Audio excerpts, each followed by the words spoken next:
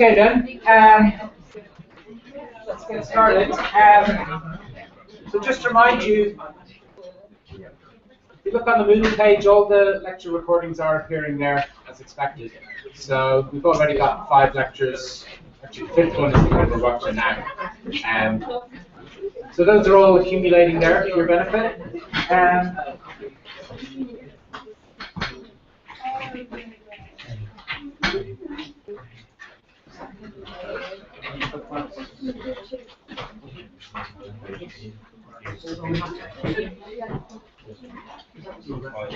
Okay, so a couple of lectures ago, just a quick recap. A couple of lectures ago,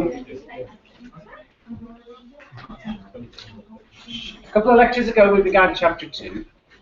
We introduced the idea of divisibility in this important relation, binary relation on the integers, meaning you give it a pair of integers, a and b, it gives you a statement, b divides a, which is either true or false. B true means there exists this other integer c, and a can be written as a multiple of b and c. If it's false, it means there exists no such c, there does not exist such a c, and we can write b does not divide a as a true statement. We immediately then launched into a whole bunch of proofs of these basic properties of divisibility, just basic facts we need to know about the divisibility relation. They were all of them proved just by making careful reference back to the definition of the relation. Important ones being transitivity of divisibility. Divisibility goes through intermediates, and the divisibility of linear combinations. If you've got a number a which divides 2 integers b and c, then it automatically divides every linear combination of b and c. Okay. We quickly met the definition of a prime number. We looked at the fundamental theorem of arithmetic. Then in the last lecture, we focused on this idea of common divisors. This is like a stepping stone to getting towards being able to talk in detail about prime numbers and the fundamental theorem of arithmetic. So a common divisor, as the name suggests, a common divisor of a pair of integers a and b is any other integer c, which is a divisor of them both. C divides a and c divides b. So c is called a common divisor of a and b. And there's one particular, so any given pair of integers, there's a finite list of common divisors, and of particular interest is the greatest common divisor. So it's the greatest one, okay? And it also, in a sense, includes all the other ones, because every other common divisor is itself a divisor of the greatest common divisor. So the greatest common divisor kind of embodies all the common divisors of a given pair. This is more or less bringing us up to where we finished last time. Obviously, if you give small numbers, you can work out the greatest common divisor by inspection. We talked through some examples like this, and we quickly arrived at the greatest common divisor. Of course, if I ask you what the greatest common divisor of this pair is, how do you go about this? That's the question kind of hanging in the air. How do we evaluate the greatest common divisor in general? Is there an algorithm for it? Is there a definite procedure that we can follow to get there? Now, we did allude to one possible algorithm last time, which was to fully factorize the 2 inputs into a product of prime numbers, and then inspect those factorizations and just gather together the overlap. What primes and multiplicities were common to both, put those together, multiply them all together, and that'll give you the greatest common divisor. The only problem with that is factoring large integers is computationally a very hard thing to do. And you'll find out on the cryptography side, that's one of the features that lies behind the security of some modern cryptographic systems. The fact that if you don't already know the factors of a large integer, it can take you the expected amount of time it would take the computer to find the factors of a very large number is measured in like thousands of years, at least. Huge amount of time. So they effectively can't be factored in any reasonable amount of time. But if someone happens to know those factors already because they took them and they multiplied them together to give the big number in the first place, they can use that secret knowledge. Knowing what the factors are of a given large number, you can build a cryptographic scheme around that. You'll be learning about that in due course in the unit. But that's not to say, so finding a greatest common divisor of a pair like that using prime factorizations is inadvisable. It's going to take you a long time. Well, maybe not a long time for these numbers because they're still pretty small, but if they get larger and larger and larger, it becomes not practical to seek the prime factorizations. But nevertheless, we can still calculate greatest common divisors quite fast, and that's going to be the subject today. And before we get on to it, the results we proved about greatest common divisors, I always fall into the trap of giving the last lecture again, which I don't know. But it is good to have a quick trip through it to bring us back up to speed, even though it was only yesterday. But we proved this result, which was certainly unexpected. It's not an obvious result, but it is quite nice. And this was the characterization of the greatest common divisor as a certain kind of linear combination of the two inputs. We proved that given any pair A and B, if D denotes the greatest common divisor, we can always write D as a linear combination with integer coefficients, M and N are integers, integer coefficients of the two inputs, A and B. And we discovered in the proof that it's not just any old linear combination, it's the smallest positive linear combination. So whatever your two inputs A and B are, if you look at all the linear combinations of them, all the integers you can manufacture by taking a linear combination of A and B, the smallest positive one of those will be the greatest common divisor. Now, that's certainly not obvious. I don't think it's something you'd expect when you first meet the subject. But it comes out in the proof easily enough. There's a nice proof of it that we considered last time. And this is the final point I made yesterday. This is a nice example of an existence. This proves the matter that the M and N exists, but it gives you no clue as to how to go about finding them. Okay? So it shows that such a pair M and N will exist. It comes from the well-ordered axiom of the integers, but it doesn't give you any information of how to practically go about finding the M and N given any particular input pair of numbers A and B. Now we looked at an example of a relatively small pair, 75 and 25 or something, or 45. Okay, just by quick trial and error, we were able to fairly quickly arrive at some coefficients. But in general, how does one go about it? Okay, so that's basically the last lecture in 5 or 10 minutes. Any questions on it? Any questions that you had left over from yesterday? Anything, any point you'd like to clarify? Okay. So we're going to go on to this section on. So we're going to skip over these exercises for the moment. These are exercises and exercises 2.1 we can return to either in the next lecture or in our next tutorial, which will be next week, the number theory tutorial. But now we come to this section, the Euclidean algorithm and Bézout's identity. Okay.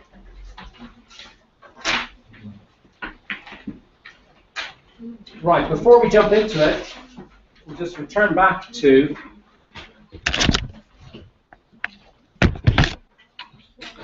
the thing we introduced yesterday, which was the integer division with remainder.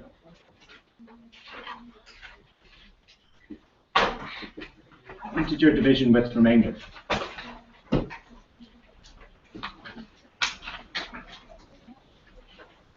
So we started with a pair A and B. We were going to divide A by B. And we were able to write, we proved a lemma that said we can always find a pair, Q and R, with special properties. They're both integers. Both integers, and R is the smallest non-negative remainder that's left after you do as well as you can at dividing A by B. So you attempt to write A as a multiple of B, some other integer Q times B, and this will work for any inputs. They don't have to be positive or negative, and we will have to have, we will insist that B is non-zero. So you're trying to divide A by some non-zero integer. You do as well as you can, and that will leave a remainder. If the remainder happens to be 0, it means you've got clean divisibility in the sense of the definition of divisibility at the start of this chapter. But in general, there will be a remainder left over. Now, there's a couple of things to notice about this. On the one hand, this shows you that A is a linear combination of B and R. But of course, this equation can also be trivially rearranged as R equals A minus B cubed. So what this equation gives to you is A as a linear combination of the pair B and R, and it also gives you R as a linear combination of the pair A and B. But from this, then, we can draw conclusions about common divisors. If we think about the common divisors of the pair A and B, how are they related to the common divisors of the pair B and R? Suppose you had a number that divides both A and B. From this equation here, we see that R is a linear combination of A and B. So that number, that common divisor of A and B, by that basic property of divisibility, theorem 2.1, part 3, the common divisor of A and B divides R. So D divides A and D divides B. This implies D divides R because of the existence of this linear combination. On the other hand, also if D divides the pair B and R, if you're talking about a common divisor of B and R, because of the existence of this equation, this shows that A is a linear combination of B and R. That number D, which divides both B and R, will also divide A.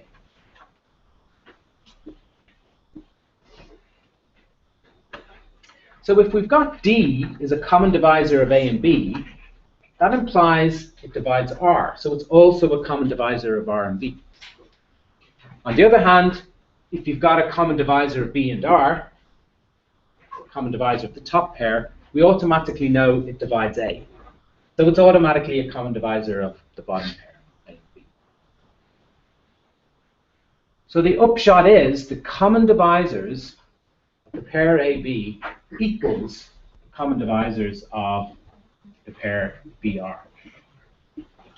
So the common divs, the common divisors of the pair AB equals, as a set of integers, common divisors,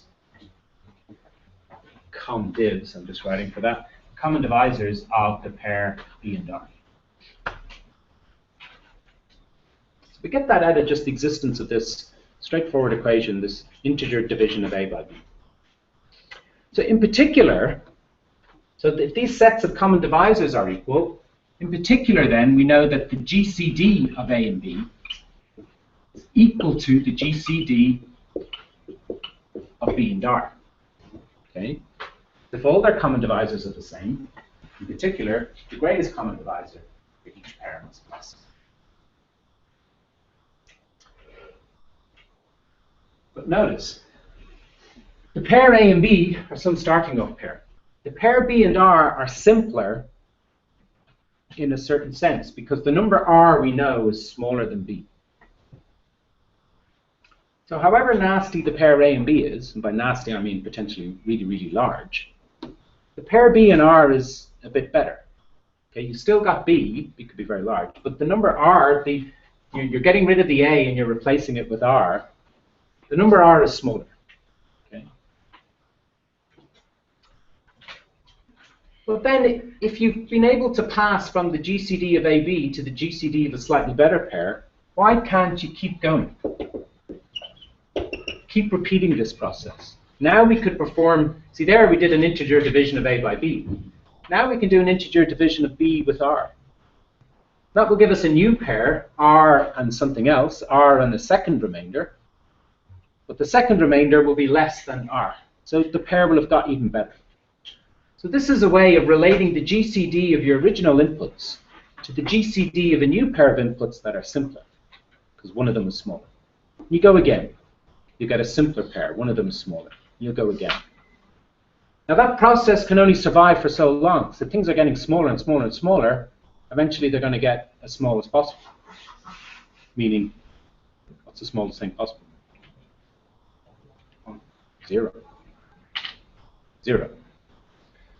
Eventually, one of them becomes 0, and then we'll be able to know what the GCD is just by reading. So let's look at an example. Okay, that was all talking in general, so it can be hard. We need to do that. We need to be able to speak generally, but also look at some examples to help us understand. This is our first example of the greatest of Euclid's algorithm. So here's an original pair. Here's a problem. Find the greatest common divisor, 525 and 90. Okay? We'll regard those as large integers. We don't have any intuition about them, so we don't know what the greatest common divisor is. Although pretty quickly you'd spot it has to be at least 5, because they're both divisible by 5, so it'll be something bigger than 5. But here's the first integer division. We take 525 and we divide it by 90. So you got A equal to 525, B equal to 90. We divide them and we get a remainder of 75. So my B and my R is the 90 and 75. This thing I just talked about here, this explains that the GCD of the original input pair is equal to the GCD of this new pair. This is nice. Let me repeat the process. We divide, so my input pair is now 90 and 75. I divide 90 by 75. I can divide it once, and there's a remainder of 15. The associated equation, the associated instance of this equation there from the top left, is that the GCD of 90 and 75 is equal to the GCD of 75 and 15. So the GCD of this last pair, 75 and 15, it's the same GCD I'm looking for in the original problem. But we keep going, keep making them smaller. Now we divide 75 by 15. Divide 75 by 15, it goes in 5 times, and the remainder of 0. So the associated equation is GCD of 75 and 15 is the same as the GCD of 15 and 0. Now, what is the greatest common divisor of anything in 0?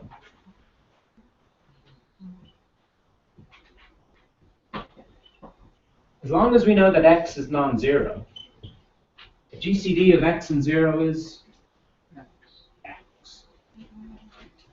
We'll assume x is positive as well. X is a positive number. Why is the greatest common divisor of x and 0 x? Well, remember, one of those basic properties of divisibility was that everything divides 0. 0 is a multiple of everything. Okay? So what's the largest number that divides x? X. Right? The largest divisor of x is x. Everything divides 0, so the largest thing that divides them both has to be x. So the GCD of a non-zero number and 0 is automatic. It's automatically the other thing, assuming it's positive. Okay? So this final GCD we can just read off. One of the inputs is 0, so the GCD is the other positive number, 15.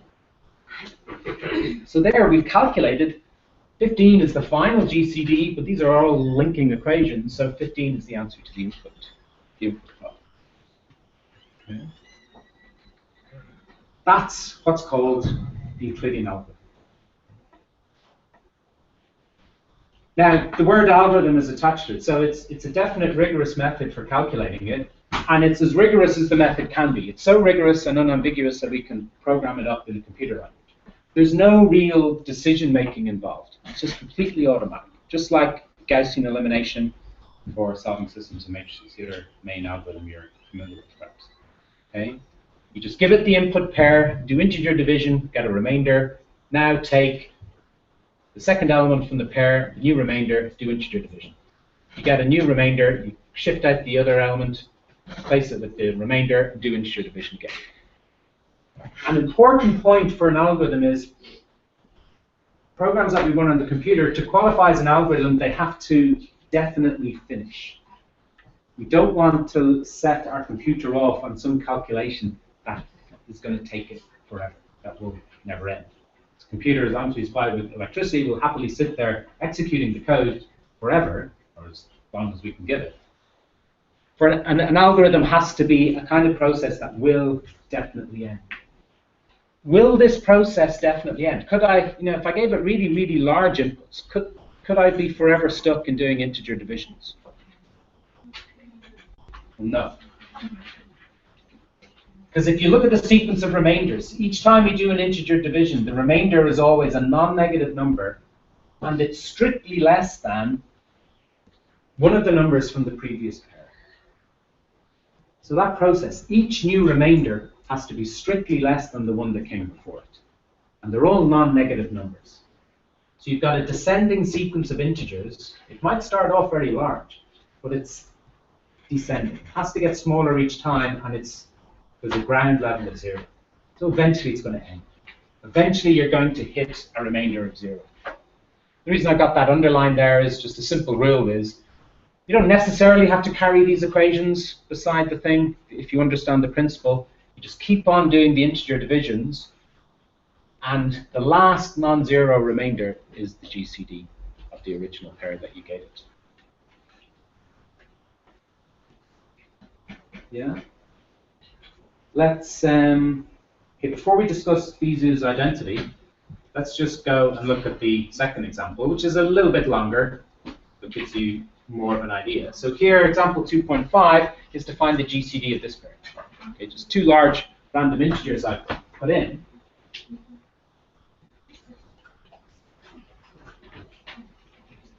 We do the sequence of integer divisions. Now, the important thing to pick up from this is to spot the pattern, spot what's going on. So this is my A and B, my original pair. I get the remainder. The new pair is the second one from the original pair and the remainder. I then divide the 3054 by 162, get a new remainder. So now my new pair is 162, 138, do the integer division remainder. You keep doing that process, eventually you get a remainder of 0, you get clean divisibility at the bottom. 18 is a multiple of 6. The last non-zero remainder there is the GCD. So the GCD of this input pair is 6. Okay.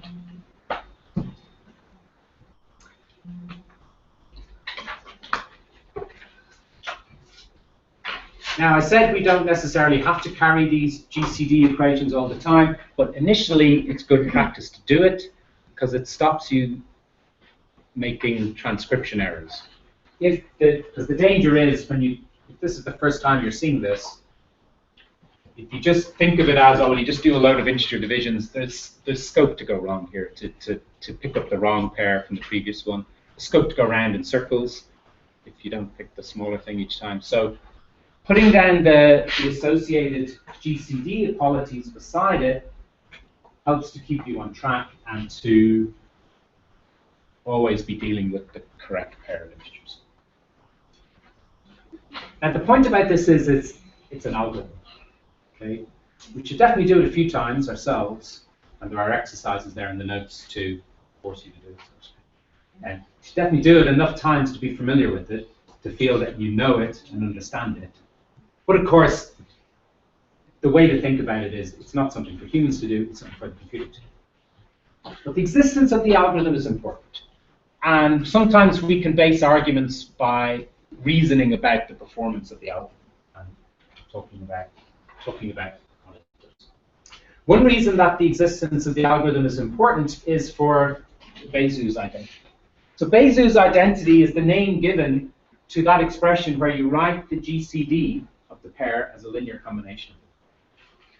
So this example here, this 525 and 90, according to the theorem we proved last time, it should be possible to express 15 as a linear combination of 525 and 90. Now, at the beginning, we don't know how to do it. What are the coefficients that you multiply 525 by and 90 and add them? That will give you 15. Who's to know? But the answer is hidden in here in this sequence of integer divisions. Let's see if we can demonstrate it on the board. And this is also good to work through yourself once or twice to get the feeling for what's going on, if only just to appreciate the kind of algorithmic nature of it.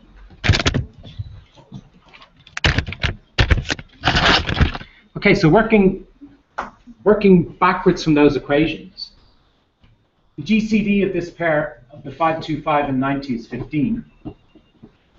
If you look at the second last equation, when you turn it around, it gives you 15 as a linear combination of 90 and 75. Okay, it's already there. 15 is a linear combination of the pair 90 and 75. Now that features one of our numbers, which is good, but it also features the 75. But if you look at the next equation up, the next equation gives you 75 as a linear combination of 525 and 90. So I can replace the 75 with its representation as a linear combination of 525 and 90. So it's 525 minus 5 times 90.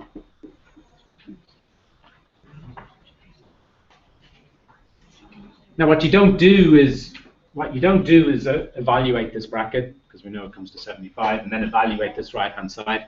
So it'll just come to 15, and congratulations, you'll prove 15 equals 15.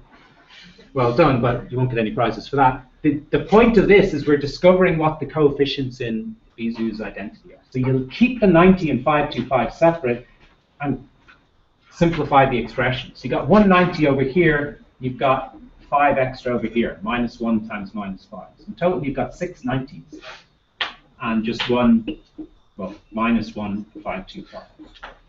So there's the Bezout's identity. And here we see the coefficients, plus 6 and minus 1. We're multiplying 90 and 525 respectively. That's the linear combination of those two that give us the GCD of 15. So the quick way to remember what's going on is do these sequence of integer divisions. Reading from the top to the bottom tells you what the GCD is. And working backwards through them tells you what the coefficients in Bezout's identity are. Let's lay that there in the notes. Let's look at this other example here. I mean, it's printed in the notes, but it is worth just putting it on the board and talking through it, just to see the process. I'll put it up here.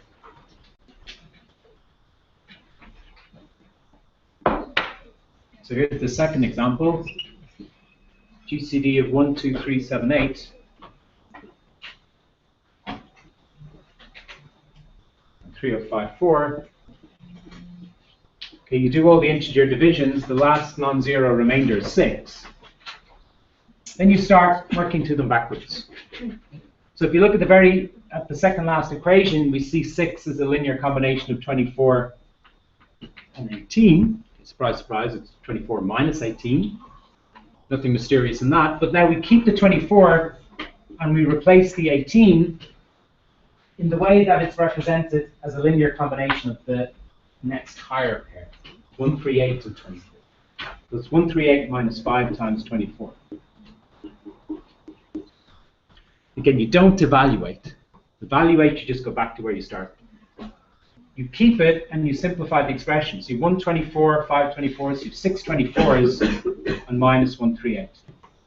Now we have 6 as a linear combination of 138 and 24, so we're closer to our original pair of numbers. So we replace again. This time we're going to replace the 24 by whatever it is. So it's 6 times and 24. If you look at the third equation, 24 is 162 minus 138. Don't evaluate, just collect. So it's 6 times 162 minus 6 minus another one. So it's minus 7 times 138. Now we replace the 162. Don't we? No. 138. We're replacing the small. Yeah, sorry. Replace the. Replacing 138. Look at the second equation. 138 is 3054 minus 18 times 162. Don't evaluate. Just collect. So it's 6 162s plus 18 162s. So it's 24 162s. Oh, sorry. All right. Yeah, you're correct. You're right. So what's that? 7 times 18 is 70, and 56, 126 plus 6, 132. 132, 162s, minus 7 times 3054. Finally, we're ready to replace the 162.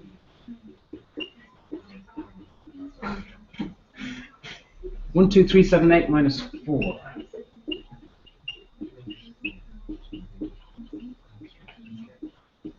You've still got minus 7 times 3054. Okay, provided I didn't make an error, then you do the final collection.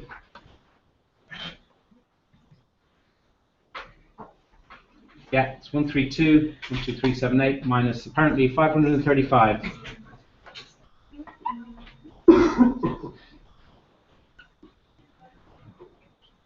Minus 535, yeah, that looks about right. 3054. So there's the linear combination. There, underlined are the two coefficients that multiply the original input pair to give you the linear combination. Okay?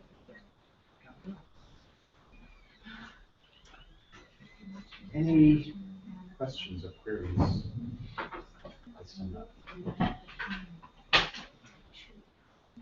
Okay, you can see on the one hand, okay, it's kind of easy. It's just arithmetic, right? There's nothing astoundingly difficult to understand about it, except it's also kind of tricky and technical. You're moving stuff around. It's easy to go wrong if you do it carelessly or you don't make the correct substitutions. It's easy to get lost. You know, that's why we get the computer to do it most of the time. And you're not particularly becoming enlightened by doing it. It's just a lot of simple arithmetic. Okay, but do appreciate the overall picture of what's going on. So you start with a large pair, doing integer divisions repeatedly and replacing the larger one with the remainder. Doing that repeatedly shrinks the pair of numbers until they get so simple that the GCD is obvious. GCD is 6. This 6 here is the same 6 as there. The GCD becomes obvious, so you know the GCD, and then working backwards up through the equations, you can get the GCD as a linear combination of all the intermediate input pairs until finally you end up with the final input pair. So this is sometimes called, when you attach the two processes together, it's sometimes called the extended Euclidean algorithm, especially when they're implemented as computer programs. The function GCD will normally just return the answer 6, but if you call, and it's called something like the extended GCD algorithm, that will return a triple of numbers, the GCD and these two coefficients. I think in the next lecture I'll show you how to write the little computer program. Probably we'll try and do it in MATLAB and Sage, just to show you two different languages. But you can quite simply write a computer program to tell you the GCD and tell you these coefficients. Why exactly is it desirable in that form? I understand why you do it to get the GCD, but why do you want So why is it any use at all to have the GCD represented like that? Good question. No,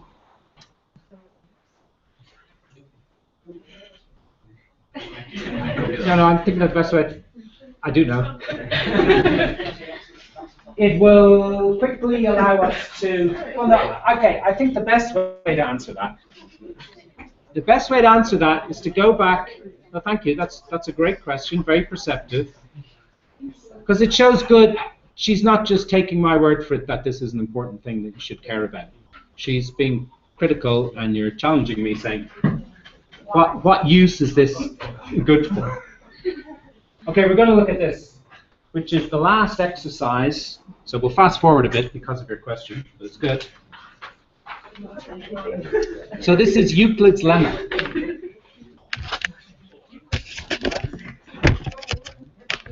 So, excellent question. I'm going to respond to it in the best way. So I was tempted to waffle in general about why knowing this kind of thing is important. But here is one honest to goodness answer. So page 11, question 6. So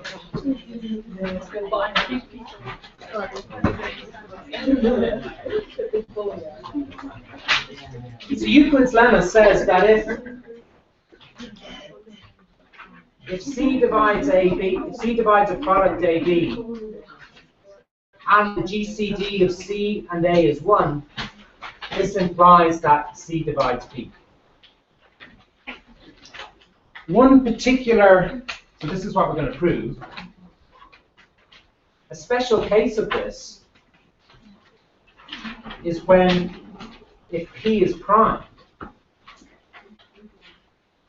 if P is a prime number,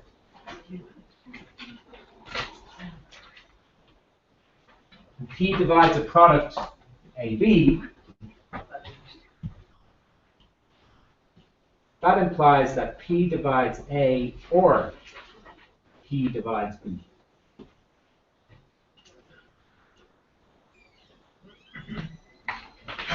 And why is that a special case of this? Well, if P divides a product, see, the way you prove the special case is kind of funny. If P, you assume P divides the product, and then you say, well, if P does divide A, then there's nothing to prove, because P divides A. So that's true, so therefore the OR statement is true. Whereas if P does not divide A, well, if a prime number does not divide A, that means the greatest common divisor of that prime number in A has to be 1. Okay? Because a prime number P only has 2 divisors, itself and 1. So if P is not a divisor of A, that means the greatest common divisor of P and A has to be 1. So you get this second assumption. P divides AB, and the GCD of P and A is 1. That's in the case that P does not divide A. And then that conclusion tells you that P divides B. This property of numbers in this special case here is it's kind of like the defining property of a prime number in a way. If this number divides a product, it must divide one of the factors. It could divide them both, but it must divide one of the factors. You can understand this, okay, I'm beginning to waffle and diverge again. You can understand this by talking about the prime factorizations of A and B. You can prove it that way, but then you need to have proved the fundamental theorem of arithmetic, that every integer does have a unique prime factorization. But we can prove this now without the fundamental theorem of arithmetic. So it's a way of proving this defining, characterizing property of prime numbers in a very basic way, before you've got the uniqueness of prime factorization. So how do we prove it? So we assume C divides AB. So I go back to proving the original thing. Assume C divides AB. Now we should immediately unravel that assumption. It means there exists an integer D such that AB is equal to DC. On the other hand, we also assume that the GCD of A and C is 1. So this implies, so I can make use of the existence of these two things in Divisor's identity. There exists an A and B integers such that alpha A plus beta C, I should have called it gamma really, but gamma is the third Greek letter, so you should choose that to partner C, but never mind. So I'm assuming these two facts, because the statement I'm trying to prove is this implication here. I'm trying to prove this implication. So I should assume these two and argue then that C must divide B. So there's the first assumption, C divides AB, so I can write AB as something times C. The second assumption, the GCD of A and C is 1, so from the existence of Divisor's identity, I get that these two coefficients exist.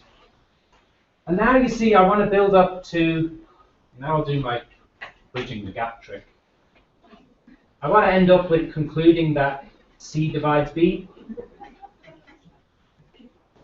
How can you ever make that kind of statement? How is it you could claim that C divides B? Rearranging, since you've assumed C divides B, could you not rearrange? Yeah, it's certainly going to come from those, but just like 1 second before you claim C divides B, what must you have demonstrated? You must have demonstrated how B is equal to something times C. Yeah, and the something has to be an integer. So that's the definition of the divisibility symbol. So I have to reach this statement. How am I going to get this from here? Okay, I've got this stuff about AB. I've got this stuff about A and C being 1. Now we're seeking an equation with B on the left-hand side. You're kind of tempted maybe to divide both sides by A, except you're not really allowed to do that in the number theory course, because we're trying to stay in the universe of integers. So we want to maybe, it's not kind of, well, I mean, you would be allowed, because B is still an integer, but then you don't know which, if you do divide both sides by A, you don't know then what are the integer factors over here. You've got a fraction, D times C over A, but you don't know, is D over A an integer? Is C over A an integer? You've kind of lost focus on exactly what the integers are. But there's another way to get an equation involving B. There's some other magic way I can produce an equation involving B which only features integers in it.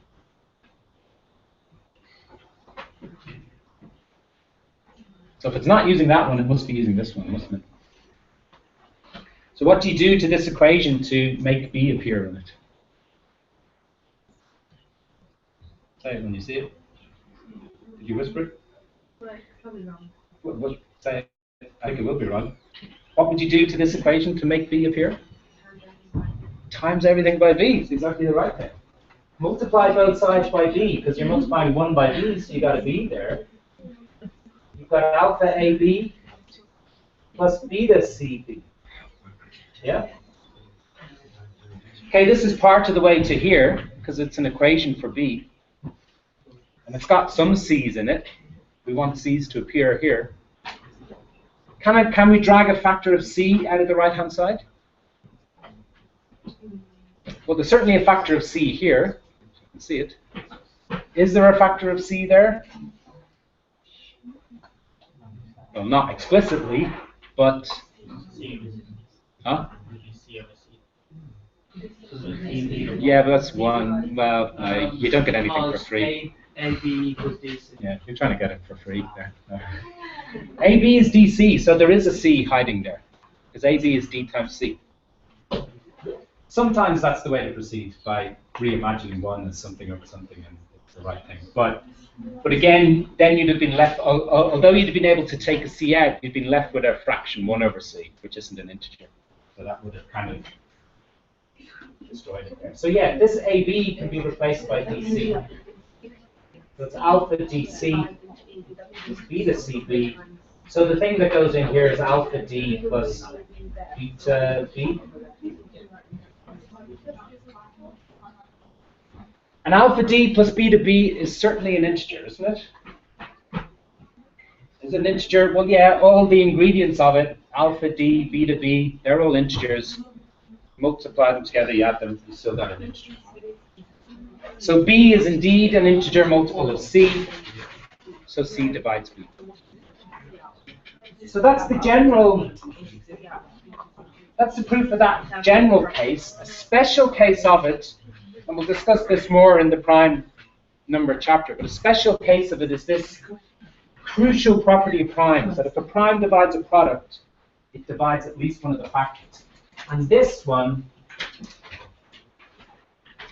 this fact, this special case, is the basic step that's needed in the proof of FTA, the proof of the fundamental theorem of arithmetic, which we looked at last time. The fact that every number factors uniquely into a product of primes. This is the key step that's needed in the proof of that.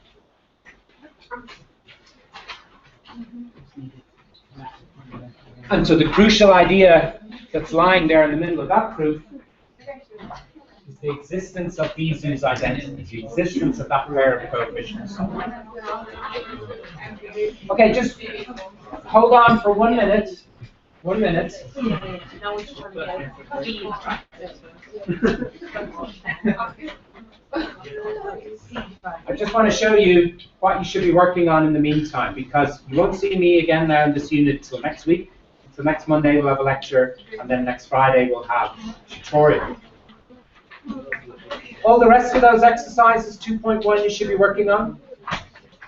You want to practice using the Euclidean algorithm. And there's a bunch of exercises here, exercises 2.2, and using the Euclidean algorithm. And then there's a whole other bunch of end of chapter exercises. So plenty of material to work with there. We'll tackle exercises and more examples in next week's lecture and the tutorial. Okay? Okay, cheers.